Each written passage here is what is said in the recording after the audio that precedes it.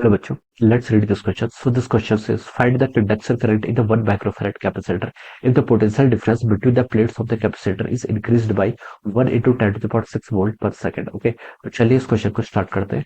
हमें यहाँ पर देखिए कंडक्शन करंट की वैल्यू क्या करनी है, फाइंड आउट करके बता रही है। तो देखिए बच्चों, इस क्वेश्चन का की कॉन्सेप्ट आप क्या लिख सकते हैं।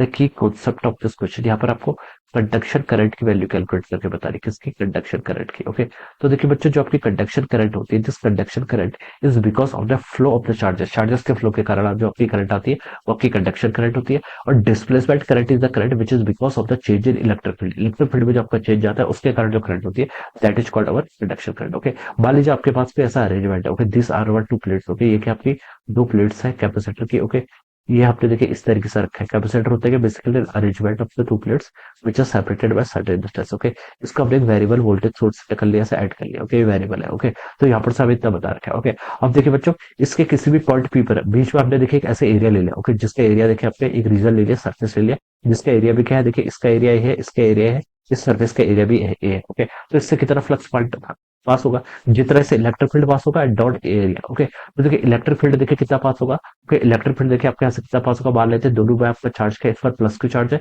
इस पर आपका माइनस की चार्ज है। तो इस पॉइंट ई पर हम बता सकते हैं देखिए जो आपका नेट इलेक्ट्रिक फील्ड होगा वो जगह आपका Q divided by A epsilon naught. Okay, this is a net electric field at this point P. Okay, इस पॉइंट पे। ओके, और हम यहाँ से फ्लक्स फाइंड आउट करते हैं। फ्लक्स देखिए किसके इक्वल होता है, फ्लक्स होता है आपका ए इंटू ए के इक्वल। ओके, तो आप लिख लीजिए Q divided by A epsilon not into area. Okay, तो जब आपका टोटल फ्लक्स पास होगा वो किसके इक्वल होगी, आपका Q divided by epsilon not के इक्वल। ओके, अब देखिए आपको यहाँ पर क्या बता रहे हैं, डिस्प्लेसमेंट करंट बता रहे हैं। क्या बता रहे हैं, डिस्प्लेसमेंट करंट।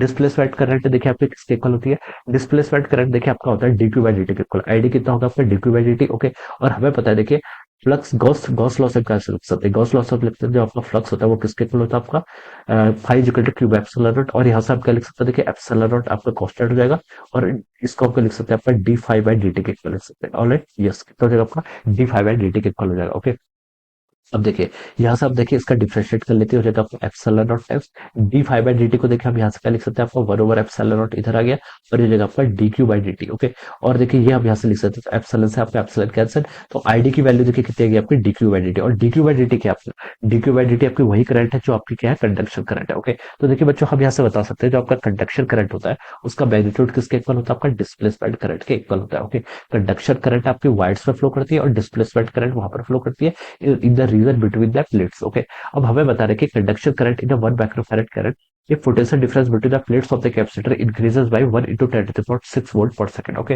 तो अब आपको यहाँ पर क्या बता रही, कंडक्शन करंट की यहाँ पर वैल्यू बता रही। ओके, ओके, तो देखिए हम इसको क्या लिख सकते हैं, डिस्प्लेसमेंट करंट, और दोनों का मैग्नीट्यूड इक्वल है। और डिस्प्लेसमेंट करंट को आप कैसे लिख सकते हैं, डिस्प्लेसमेंट करंट देखिए आपके लिखे साथ जाएगी d i equal to d q by d t, दोनों का मैग्नीट्यूड इक्वल है। ओके, और क्यू को क्या लिख सकते हैं हम, देखिए यहाँ से pi into epsilon naught. Okay, तो देखिए एप्सिलॉन नॉट आपका क्या हो जाएगा, यहाँ से कांस्टेंट आपका यहाँ पर कैपेसिटर गिवन कर रखा है ना, तो देखिए कैपेसिटर के किस ऑरेंज। ओके, कैपेसिटर में देखिए चार्ज किसके इक्वल होता है, आपका सी इंटू बी के इक्वल होता है। ओके, और सी आपका क्या कांस्टेंट है, तो आप इसको लिख सकते हैं c into DV by d t. Alright, सीधे ऐसे लिख सकते हैं, सी के आपका देखिए कैपेसिटर, इसकी वैल्यू देखिए आपको 1 into 10 to the power minus 6 into DV by d t, यानी कि rate of change of potential difference. Okay, तो ये कितना देर का, देखिए 1 इंटू 10 टू द पावर 6 के इक्वल देर का है। तो यहाँ से आपका माइनस 6 से प्लस 6 कैंसिल हो गया, तो आप लिख सकते हैं जो आपकी डिस्प्लेसमेंट करंट आएगी उसकी वैल्यू कितनी आएगी, आपकी 1 एम्पियर।